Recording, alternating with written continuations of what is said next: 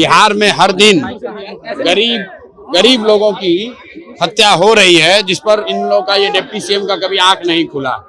और कल जब खेमका जी की दुखद मृत्यु हुई है, उनकी हत्या हुई है, तो अब ये लोगों को कानून व्यवस्था की स्थिति खराब दिख रही है। खुलेआम लोग रंगदारी, खुलेआम मर्डर, लूट की घटना आम है बिहार में, और 2 साल से लोग चिल्ला रहे हैं कि बिहार में कानून व्यवस्था की स्थिति खराब हो रही है। क्यों नहीं एसआईटी बनाया? कितने अफसरों पर कार्रवाई हुई है? आरजेडी वाले क्या कर रहे हैं? वो हमेशा रोड पर उतरना, झगड़ा करना, लूटपाट करना, ये उनका नेचर है, उससे कोई फर्क नहीं पड़ने वाला है। सर, बीएस सिन्हा ने कहा है कि गोपाल खेमा के मर्डर में प्रशासन की लापरवाही है।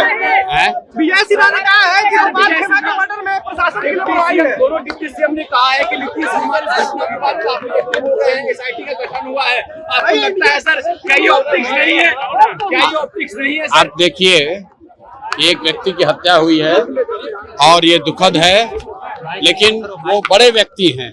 बिहार में हर दिन गरीब लोगों की हत्या हो रही है, जिस पर इन लोगों का ये डिप्टी सीएम का कभी आंख नहीं खुला। और कल जब खेमका जी की दुखद मृत्यु हुई है, उनकी हत्या हुई है, तो अब ये लोगों को कानून व्यवस्था की स्थिति खराब दिख रही है। मेरे भाई, 2 दिन पहले सिवान में 3 लोगों की हत्या की गई है। हर दिन खुलेआम लोग रंगदारी, खुलेआम मर्डर, लूट की घटना आम है बिहार में, और 2 साल से लोग चिल्ला रहे हैं कि बिहार में कानून व्यवस्था की स्थिति खराब हो रही है। क्यों नहीं एसआईटी बनाया? कितने अफसरों पर कार्रवाई हुई है?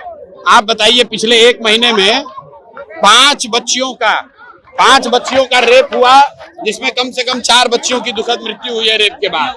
कितने अफसरों पर कार्रवाई हुई है? तब कहाँ थे डिप्टी सीएम? आज इनका नींद खुला है।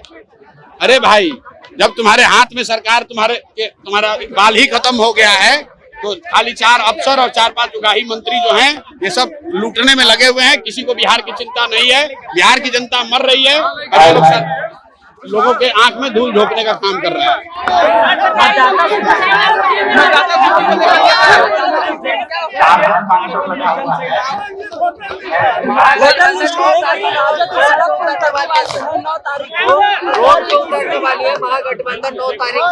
मेरे भाई, आरजेडी वाले, पहले बात ये समझिए, मुद्दा क्या है?